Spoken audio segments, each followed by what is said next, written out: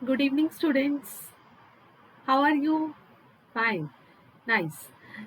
So, today we are going to discuss a new topic, the electric field intensity due to a plane sheet of charge. देखो, अभी तक हमने electric field intensity due to line charge कर लिया, जिसके हमने दो cases discuss किए थे, conducting as well as non conducting. So next topic है हमारे पास, जिसमें हम कैलकुलेट कर रहे हैं electric field due to plane sheet of charge. देखते हैं इसमें क्या करेंगे हम।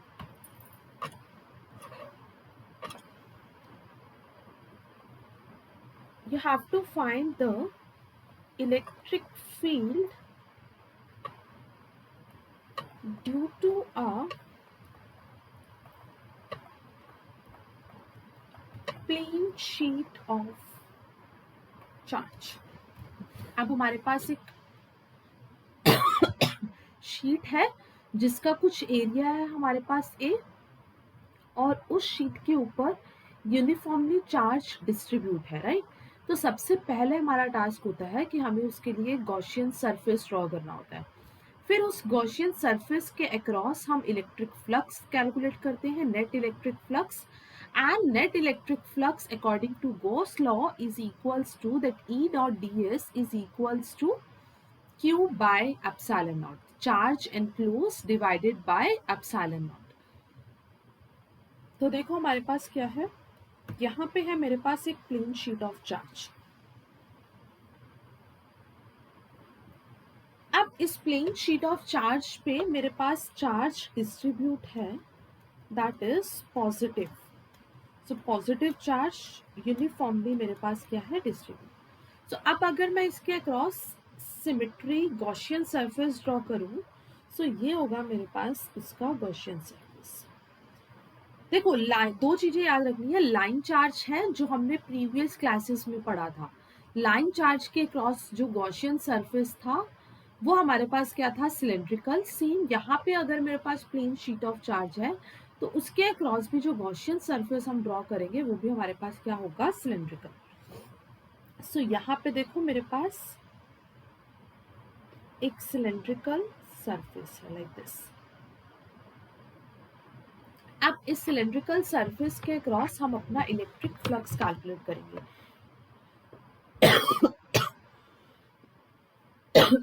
सॉरी।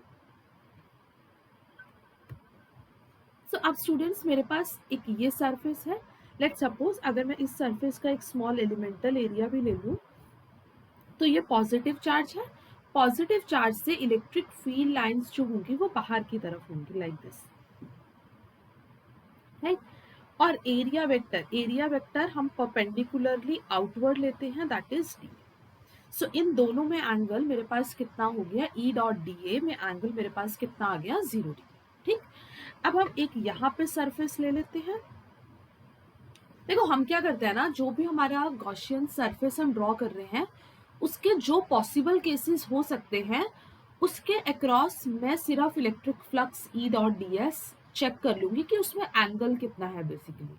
सो अब अगेन ये पॉजिटिव है, सो पॉजिटिव की वजह से जो इलेक्ट्रिक फील्ड लाइंस है वो बाहर की तरफ। और अगर मैं इसका एरिया वेक्टर निकालूं, सो इसका एरिया वेक्टर क्या होगा, परपेंडिकुलरली रेडियली आउटवर्ड्स। सिमिलरली यहाँ पे एक सरफेस ले लिया। अब इस सरफेस के अक्रॉस पॉजिटिव है, ये पॉजिटिव है, सो इस पॉजिटिव के अक्रॉस इलेक्ट्रिक फील्ड लाइंस इधर दिए इधर। अगेन इन दोनों में एंगल कितना है, 0। सो सबसे पहले बात क्या ध्यान रखनी है, जो हमारा गॉसियन सरफेस है इस प्लेन शीट ऑफ चार्ज के केस में वो हमारे पास क्या है, सिलेंडर। अब बच्चे जो हमारा इलेक्ट्रिक फ्लक्स होगा वो किस किस की वजह से होगा, एक यहाँ φ1, इधर φ2 और इधर φ3। It means what, that flux 1 that is φ1 plus this φ2 plus this φ3 is equals to Q enclosed by epsilon। ठीक। अब हम देखते हैं कि हमारा φ1 φ2 φ3 किसके इक्वल होगा। सो ये वैल्यू हमारे पास इक्वल होगी integration of E dot D A. इन दोनों में एंगल देखो, थीटा कितना है, सी। इधर भी दोनों पैरेलल है, इसका मतलब थीटा मेरे पास कितना है, सी। ये दोनों परपेंडिकुलर है ई और डी, तो इधर थीटा मेरे पास कितना है, 9।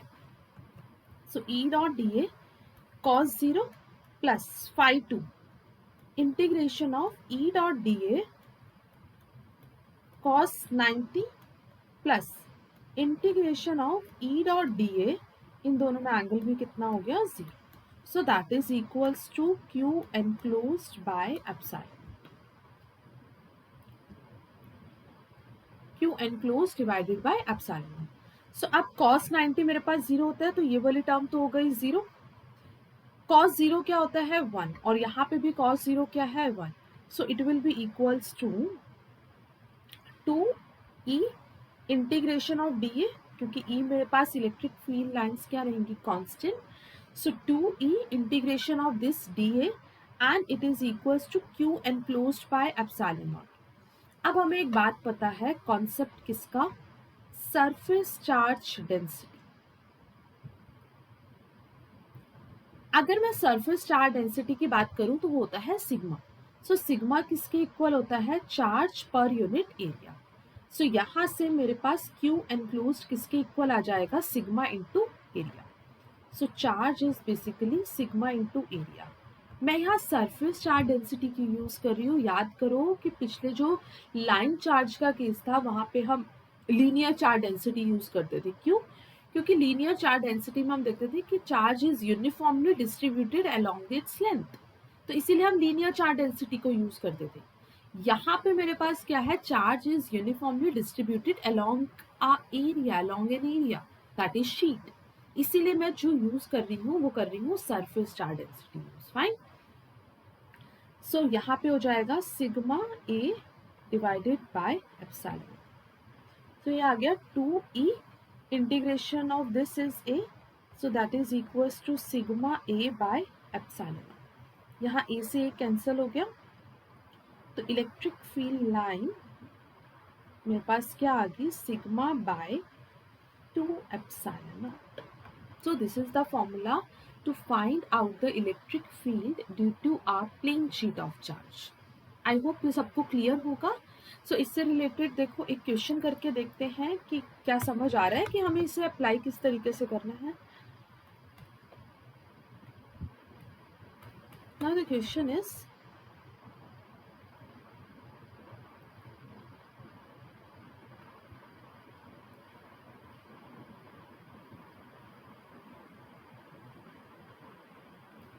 लेट्स सपोज कि हमारे पास दो शीट ऑफ चार्ज हैं, एक पे यूनिफॉर्मली चार्ज डिस्ट्रीब्यूट है पॉजिटिव, और दूसरे पे जो यूनिफॉर्मली चार्ज डिस्ट्रीब्यूट है वो है मेरे पास नेगेटिव। राइट। अब हमें क्या फाइंड आउट करना है, we have to find the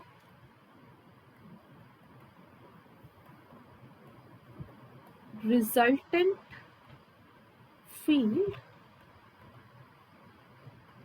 at different points, like say this is point A, this is point C, and this is point B. You have to find the resultant field at point A, B and C। अब देखो formula ऊपर वाला ध्यान रखना है, sigma is equals to 2 epsilon naught कप, जब हमारे पास एक शीट ऑफ चार्ज है। ठीक। अब देखो हम इसको क्वेश्चन को सॉल्व करने का मेथड क्या है। सबसे पहले आते हैं electric field at point A, इस पॉइंट। अब इस पॉइंट पे देखो, इस पॉजिटिव की वजह से जो इलेक्ट्रिक फील्ड लाइंस होंगी वो हमारे पास होंगी बाहर की तरफ E1, और इस नेगेटिव की वजह से टूवर्ड्स इट। ये हमने पढ़ा था कि अगर हमारे पास कोई पॉजिटिव चार्ज है तो पॉजिटिव चार्ज की वजह से इलेक्ट्रिक फील्ड लाइंस बाहर रेडियली आउटवर्ड्स, और अगर नेगेटिव चार्ज है so radially inwards. So this is a positive charge, तो ये बाहर, ये नेगेटिव चार्ज है तो ये अंदर। ठीक। अब आ जाओ बी पॉइंट। बी पॉइंट पे इस पॉजिटिव की वजह से अगर मैं देखूं इलेक्ट्रिक फील्ड लाइंस, तो ये मेरे पास क्या होंगी, बी पे पॉजिटिव की वजह से बाहर, और बी पॉइंट पे नेगेटिव की वजह से देखूंगी तो मैं उसकी तरफ अप्रोच करूंगी। सो दिस इज E2। यहाँ पे देखो सी पॉइंट पे, सी पॉइंट पे इस पॉजिटिव की वजह से इलेक्ट्रिक फील्ड लाइंस बाहर, और इस नेगेटिव की वजह से अप्रोचेस टुवर्ड्स इट, राइट। अब यहाँ पे देखो दोनों की डायरेक्शन ऑपोजिट है, right. So electric field intense, net electric field जो होगा वो मेरे पास क्या हो जाएगा, जीरो, बिकॉज मैग्नीट्यूड तो सेम ही है और हमारे पास दोनों की डायरेक्शन ऑपोजिट है, तो नेट यहाँ पे क्या हो गया, जीरो, सी पॉइंट पे, ठीक। Let's see at point B also. So B point पे देखो this is E1 and this is E2, so यहाँ पे भी नेट मेरे पास क्या हो जाएगा, ऑपोजिट डायरेक्शन है तो जीरो। अब हमारे पास कौन सा पॉइंट बचा, सिर्फ पॉइंट बी। अब पॉइंट बी पे देखो बच्चे क्या होगी, point sorry A. So point A पे हमारे पास जो इलेक्ट्रिक फील्ड है वो दोनों सेम डायरेक्शन में है। सो सेम डायरेक्शन में है तो हमें क्या करना होगा, एक्ट। और हमें ये बात पता है कि electric field due to a thin sheet of plane sheet of charge के केस में हम इलेक्ट्रिक फील्ड कैसे निकालते हैं, that is sigma by 2 epsilon not, right. Okay, so अब नेट यहाँ पे मेरे पास क्या हो जाएगा, दोनों को ऐड कर दूंगी, E1 plus E2, so this is sigma by 2 epsilon naught plus sigma by 2 epsilon naught, so it will be equals to sigma by epsilon not, right. So sigma by epsilon naught हमारे पास आ गया resultant electric field. अब ये बात एक और चीज ध्यान रखनी है कि अगर हमारे पास एक single plane sheet of charge है, उसकी वजह से जो हमारे पास इलेक्ट्रिक फील्ड का रिजल्ट है वो हमारे पास क्या होगा, sigma by 2 epsilon naught. And in the similar manner कि अगर मेरे पास इलेक्ट्रिक फील्ड है जिसमें मेरे पास क्या है, दो शीट ऑफ चार्ज है, राइट। तो हमारे पास साइड से तो जीरो हो गया और सेंटर की वजह से जब हम निकाल रहे हैं तो हमारे पास क्या होगा, that is sigma by epsilon not, fine. So ये रिजल्ट ध्यान रखना है कि अगर दो शीट आ गई तो सिग्मा बाय एप्सिलॉन नॉट, एक शीट है तो sigma by 2 epsilon not, right. अब इससे रिलेटेड एक क्वेश्चन देखते हैं और कि अब किस टाइप से स्टेटमेंट की फॉर्म में किस टाइप से क्वेश्चन आता है। क्वेश्चन हमारे पास है,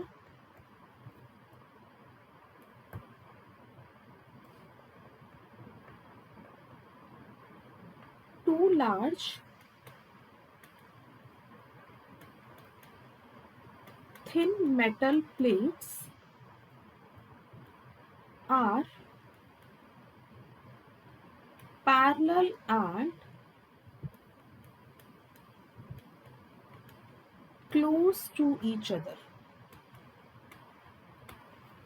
It is given that on their inner faces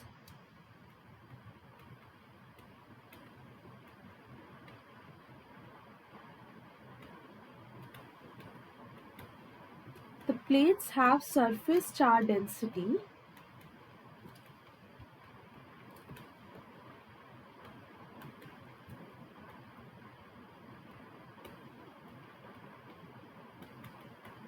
of opposite sign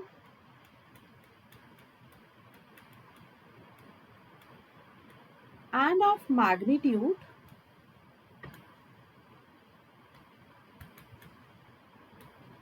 1.77 into 10 to the power minus 11 coulomb per square meter.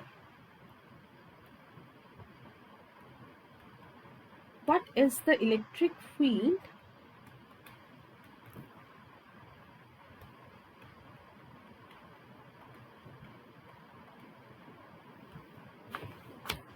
from where you have to find first to the left of the plates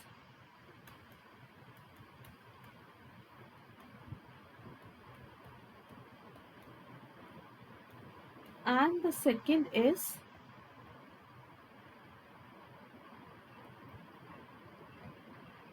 to the right of the plates and the third is in between the plates. चलिए देखिए अब यहाँ पे क्या बोल रहा है, सबसे पहले क्वेश्चन को समझते हैं। क्या बोल रहा है, क्वेश्चन बहुत सिंपल है, सिर्फ स्टेटमेंट समझना है इसको कि हम किस तरीके से क्वेश्चन को प्रोसीड करेंगे. That we have two large thin metal plates and they are parallel and close to each other. So let's draw the diagram first. Two thin metal plates that means some area is there, right? So मेरे पास दो metal plates हैं, right? Question में क्या बोल रहा है, and they are parallel and close to each other. So they are parallel and close to each other. On their inner faces, the plates have surface charge density of opposite sign. That means अब opposite sign की surface charge density है, means एक side अगर मेरे पास positive है तो दूसरी side मेरे पास क्या है, negative, right? And of magnitude 1.77 into 10 to the power minus 11. That means sigma मेरे पास surface charge density का magnitude कितना given है, 1.77 into 10 to the power minus 11. What is the electric field? हमें क्या find out करना है, electric field to the left of the plate. Left of the plates means यहाँ पे let's suppose ये point है जिसमें हमने A part calculate करना है. To the right of the plates, B part जो हमें calculate करना है, and in between the plates.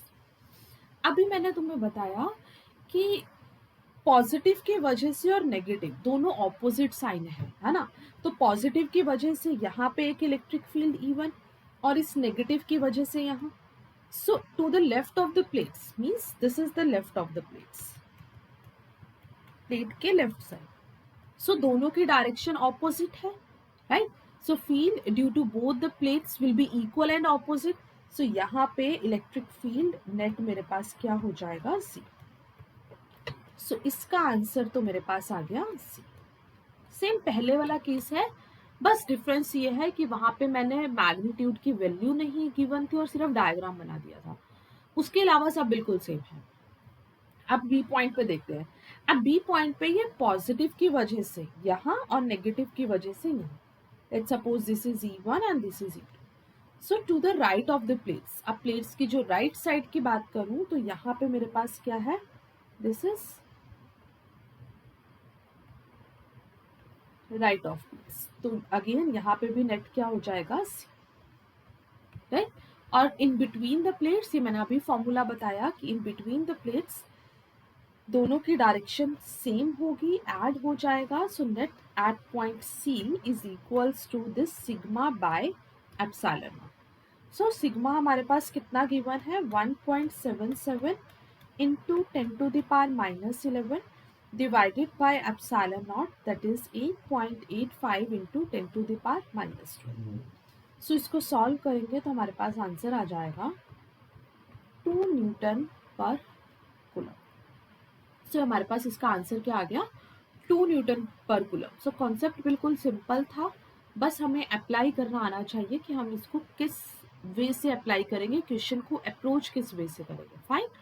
सो अब हमारे पास सिर्फ इसकी एक एप्लीकेशन बची है, and that is one of the most important application that we will going to discuss in the next lecture, that is the electric field due to a spherical shell. Charge matlab means conducting as well as for non conducting, right? So that we will discuss in the next class. Okay, take care.